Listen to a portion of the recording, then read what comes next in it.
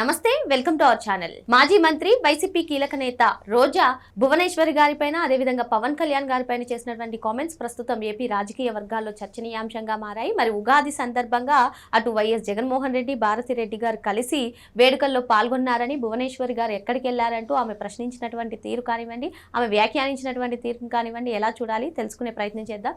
దీన్ని విశ్లేషించడానికి మనతో పాటుగా ఉన్నారు ఏపీ కమ్మ కార్పొరేషన్ డైరెక్టర్ అర్సిమెల్లి శ్రీనివాస్ గారు. నమస్తే సార్.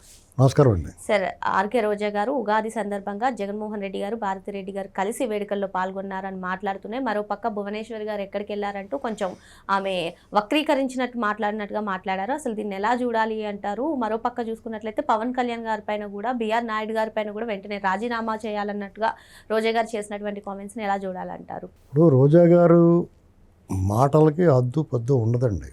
ఎందుకంటే ఆవిడ ఎవరినైనా, ఏ స్థాయిలో ఉన్న వాళ్ళైనా తన నోటికి వచ్చినట్టు మాట్లాడుతుంది. ఆవిడలాగా ఎవరో మాట్లాడలేరు, ఆవిడ స్థాయికి దిగజారలేరు. అదొకటి. ఆవిడ మరి ఎందుకు ఇలా మాట్లాడుతుందో తెలియదు. ఎందుకంటే జగన్మోహన్ రెడ్డిని, ఆయన పరిపాలనే, ఆయన పార్టీలో పనిచేసిన మంత్రుల్ని, నాయకుల్ని అందరినీ కూడా ప్రజలు కాంట్రించి ఉమ్మేశారు. అంటే మామూలుగా ఉమ్మటం వేరు, కాంట్రించి ఉమ్మటం వేరు. వీళ్ళ స్మెల్ భరించలేక, ఈ దుర్వాసన భరించలేక ముక్కులు మూసేసుకుంటున్నారు ఇప్పటికీ. అయినా సరే ఈ దుర్గంధం మనం వదలట్లేదు. ఇలాంటి మాటలు మాట్లాడబట్టే, హద్దు అదుపు లేకుండా బరిదెగించి వ్యవహరించబట్టే వాళ్ళకి ఇలాంటి పరిస్థితి ఎదురైంది. ఆవిడ మీద కూడా అనేక ఆరోపణలు ఉన్నాయి.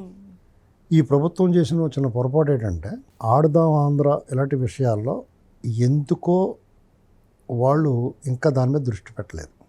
పూర్తి స్థాయిలో అన్ని రకాల ఆధారాలతో సహా రెడీగా ఉన్నాయి. నేను అనుకోవడం త్వరలోనే ఈవిడికి కూడా మొదలవుద్ది. ఈ లోపలనే ఈవిడి నోటుకొచ్చినట్టు మాట్లాడి పేటరేగిపోతే, ఇదిగో నేను ఇలా మాట్లాడాను కాబట్టి నన్ను అరెస్ట్ చేస్తున్నారు అని చెప్పేసి మాట్లాడడం కోసం ఈ రకమైన మాటలు మాట్లాడుతుంది ఆవిడ. ఇంకోటి ఏంటంటే, రోజా గారు ఎప్పటి నుంచో ఆవిడ ఇలాంటి మాటలు మాట్లాడుతున్నారు.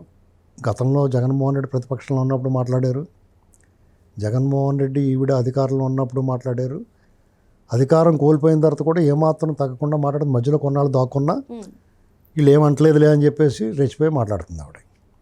సరే, వీళ్ళ మహిళలు గౌరవిస్తారు, చంద్రబాబు నాయుడు గారిని అనుసరించేవాళ్ళు కానీ, ఆయన అభిమానించేవాళ్ళు కానీ, ఆయన పార్టీ వాళ్ళు కానీ, ఆయనతో కలిసి పనిచేసేవాళ్ళు కానీ, ఆయన అనుచరులు కానీ, సహచరులు కానీ మహిళల పట్ల గౌరవం ఉంటుంది. వాళ్ళు అవతల వాళ్ళు మాట్లాడినట్టు వీళ్ళు మాట్లాడలేరు. ఒకవేళ మాట్లాడగలిగిన శక్తి ఉండి ఆ భాష తెలిసినా సరే మాట్లాడరు. ఎందుకంటే చంద్రబాబు నాయుడు గారు స్కూలు కొంచెం డిఫరెంట్. చేత ఈ స్కూల్లో ఉన్నప్పుడు చాలా జాగ్రత్తగా, ఇప్పుడు ఒక స్కూల్కి వెళ్తే యూనిఫామ్ వేసుకోవాలి కదా, అలాగనమాట. ఇక్కడ ఇప్పుడు నాలాంటి మాట్లాడగలుగుతాం, కానీ చంద్రబాబు నాయుడు గారికి నచ్చదు. పార్టీ మర్యాద, ప్రభుత్వం, మహిళల పట్ల గౌరవం లేకపోతే వాళ్ళ పట్ల ఆయనకి సదాభిప్రాయం ఉండదు. మహిళల పట్ల గౌరవం ఉన్నా కానీ రోజా గారు లాంటి వాళ్ళని ఒక భారత స్త్రీ, ఒక తెలుగింటి అమ్మాయిగా మనం చూడలేకపోతున్నాం. ఎందుకంటే ఆవిడ భాష కానీ, ఆవిడ మాట్లాడే తీరు, హావభావాలు కానీ, ఆవిడ వ్యవహరించే తీరు కానీ, ఎదటోళ్ళని స్థాయి మరచి మాట్లాడడం. ఇప్పుడు భువనేశ్వరి గారి గురించి కామెంట్ చేసే అర్హత ఆవిడకి ఎక్కడదండి? నువ్వు మాట్లాడుతున్నావు, ఎవరైనా మాట్లాడవచ్చు అనుకుని ఇష్టమైనట్టు మాట్లాడితే కొంచెం ఇబ్బందికరంగా ఉంటుంది.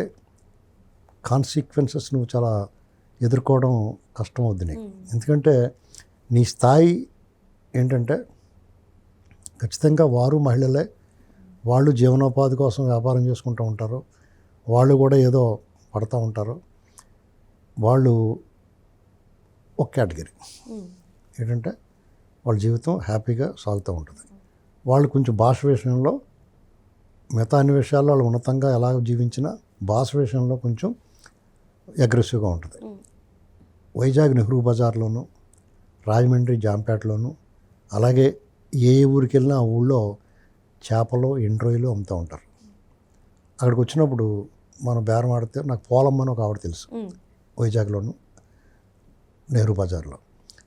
ఆవిడ చాలా మర్యాదగా ఉంటుంది, శ్రీనిబాబు అని అందంగా మాట్లాడితే మనం కూడా ఆవిడ చెప్పిన రేటు ఇచ్చి కొనుక్కొని వెళ్ళిపోతాం. నేను ఉండగానే ఒక ఆవిడ ఎవరో వచ్చింది, ఆవిడ ఒక కేజీ చేపలు ఆ రోజుల్లో 80 రూపాయలు ఎంతో చెప్పింది. చాలా క్రితం 80 రూపాయలు చెప్తే 50 రూపాయలకు 40 రూపాయలకి అడిగింది. వెళ్ళవమ్మ నువ్వు చెప్పావు ఏం మోకం వేసుకుని ఉన్నావు అని చెప్పేసి బూతులు తిట్టేసింది. ఆ బూతులు ఇక్కడ మాట్లాడకూడుతున్నాం. ఆవిడ మహిళ, ఈవిడ మహిళ. ఆవిడ కూడా కొంచెం మధ్యతరగతి, ఎగువ మధ్యతరగతి కుటుంబం, కొంచెం గౌరవప్రదంగానే జీవించే మనుషులు హర్ట్ అయిపోతారు. తిరిగి వీళ్ళలా మాట్లాడలేరు. వాళ్ళు నోరు మూసుకుని ముక్కు మూసుకుని వాసన వస్తూ ఉంటుంది కదా, ముక్కుకి అడ్డం పెట్టుకుని పోతారు. అలా పోతున్నారు కదా అని చెప్పేసి వీళ్ళు చాలా ఉన్నతులు, ఐ హ్యాండెడ్ పై చేయి సాధించారని మనం భావించడానికి లేదు. నేను వెంటనే చెప్పాను, ఏంటి పోలమ్మా నువ్వు తప్పు కదా, గబక్కని నీ కస్టమర్ కదా, నీ దగ్గరికి వచ్చి కొనుక్కోవడానికి వచ్చింది మర్యాదస్తురాలుగా, తప్పే ఉంది, ₹1 తక్కువగా అడిగింది, నీకు నచ్చితే ఇస్తానని చెప్పి లేకపోతే వెళ్ళిపోమని చెప్పాలి, కానీ నువ్వు అలా తిట్టేస్తే తప్పు కదా అంటే, లేదు బాబు మాకు అలవాటు అయిపోయింది అలాగా, లేదంటే వాళ్ళు చెప్పిన మాట వినరు, ఈ టైప్ ఏదో చెప్పుకొచ్చింది ఆవిడ. ఇక్కడ ఆవిడ వ్యాపారం కోసం, వ్యాపారంలో విసుగొచ్చి బేలలాడితే కోపం వచ్చి నష్టం వస్తుందన్న బాధలో ఆవిడ మాట జారితే మార్చానంట. రోజాకేం రోగం, ఈ ప్రజలు ఆదరించారు నిన్ను, నీకు స్థాయి ఉంది, మాజీ మంత్రిగా ఉన్నావు, ఎమ్మెల్యేగా 2 సార్లు పనిచేసావు, ఒక పార్టీలో మాజీ మంత్రిగా నీకు గౌరవం ఉంది, మాలాంటి వాళ్ళు ఎంత కోపం ఉన్నా మర్యాదగానే మాట్లాడతాం. నీకు నీ ఇష్టం వచ్చినట్టు పవన్ కళ్యాణ్ గారిని, చంద్రబాబు నాయుడు గారిని, లేకపోతే భువనేశ్వరి గారిని హెరిటేజ్లో కూర్చుని ఇలాంటి మాటలు మాట్లాడతాం అంటే డెఫినెట్గా నెహ్రూ బజార్లో పోలం నీకంటే చాలా గొప్పది. నేను చెప్పింది సావధానంగాని ఇక ఆడించి అనలే బాబు అన్నది. నీకు ఎన్నిసార్లు చెప్పినా మనిషికో మాట గొడ్డుకో దెబ్బ అంటారు. ఎన్ని చెప్పినా కానీ దున్నపోతు మీద వర్షం కురిసినట్టే ఉంది. చెప్తే వినరు, మీరు కొడితే ఎడుతారు. అంబటి రాంబాబు లాగా మీరు చెప్తే వినరు, నోటికి వచ్చినట్టు మాట్లాడతారు. 2 పీకితే రాంబాబుని తీసుకెళ్ళి బాబు కొట్టేయారు బాబు అని మొదలెట్టాడు. నువ్వు అంతే బోరు అని ఎడుతో కూర్చొని మాట్లాడావు ఆ మధ్యకాలంలో ఎవరిని ఏదైనా అంటే.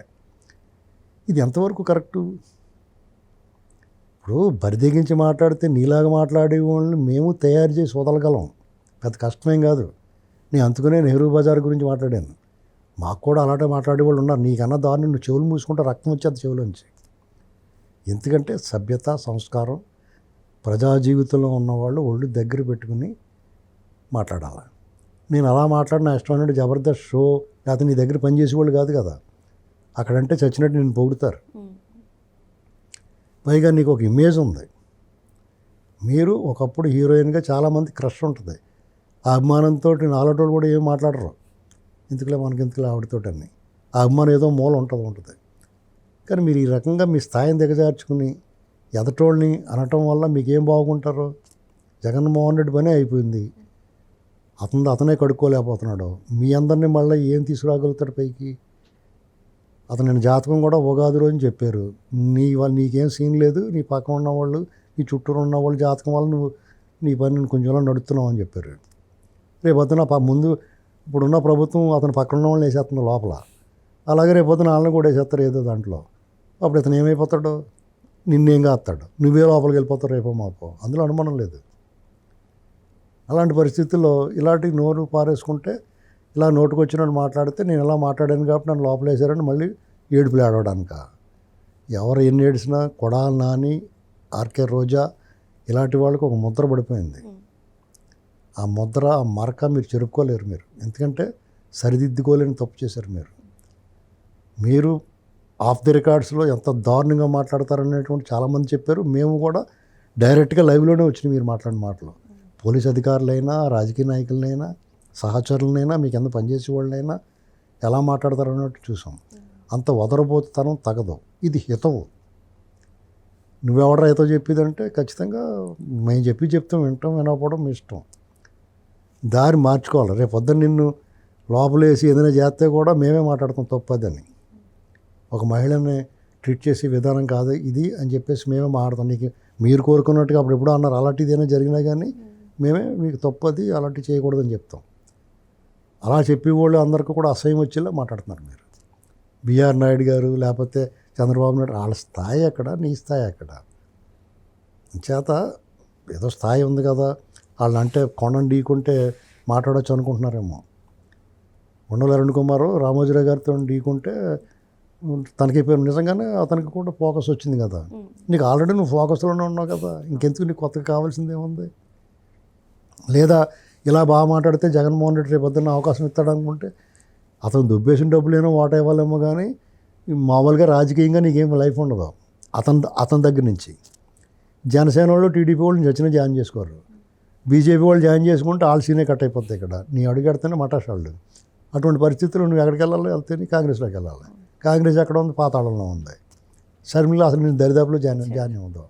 అటువంటిప్పుడు నీకు రాజకీయ జీవితం శూన్యం. జగన్మోహన్ రెడ్డి ఎలాగైతే గతం హీనం, భవిష్యత్తు శూన్యం, వర్తమానం అయోమయమో నీకు అంతకన్నా దారుణం. అలాంటప్పుడు నీకు ఆయన దగ్గర నుంచి వచ్చి ఏం ఉండదు. జగన్మోహన్ రెడ్డి దగ్గర నుంచి పోనీ ఆయన దొబ్బేసిన డబ్బుల్లో వాటా ఇస్తాడంటే వాళ్ళ చెల్లెలకి ఇవ్వడం నీకు ఎందుకు ఇస్తాడు? వాళ్ళ అమ్మని చెల్లిని బయట దోస్తాడు. కాబట్టి ఇలాగా ఏం ఆశించేస్తున్నారో మీరు తెలియదు, కానీ ఇలాంటి మాటలు మాట్లాడడం వల్ల మీ నోటి దుర్గంధం అందరికీ వస్తుంది. నోరెప్పనంత వరకు బాగుంటుంది. నోరిప్పితే మీ మీద క్రష్ ఉన్న వాళ్ళు కూడా దూరంగా పారిపోతారు. మరో అంశంతో మళ్ళీ కలుద్దాం. Thank you sir.